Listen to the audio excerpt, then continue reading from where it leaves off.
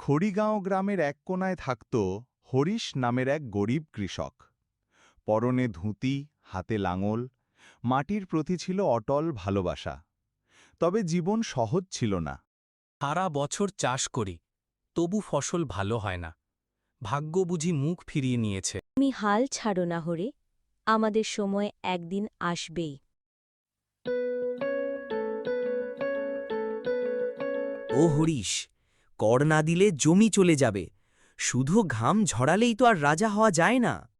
আমি জানি এই মাটি একদিন আমাকে ফিরিয়ে দেবে। আমি মাটি ছাড়ব না। বৃষ্টি নেই, নদী শুকিয়ে গেছে, কৃষকেরা শহরে পালাচ্ছে, কিন্তু হরিশ তখনও মাঠে। একদিন সন্ধ্যায় ঘটে কিছু অদ্ভুত। হে কৃষক, তুই যদি মাটিকে ভালোবাসিস তবে মাটিও তোকে ফিরিয়ে দেবে। বিশ্বাস রাখ, পরিশ্রম কর। আমি পারব, আমি এই মাঠকেই সব দেব। আমি হরিশ, কৃষক, হাল ছাড়ব না। রাত পেরোল, হরিশ চাষ করল, পানি দিল, গান করল মাটির সঙ্গে।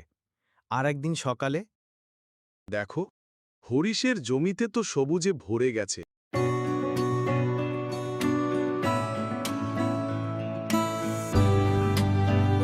তুই তো সত্যি মাটির রাজা হরিশ।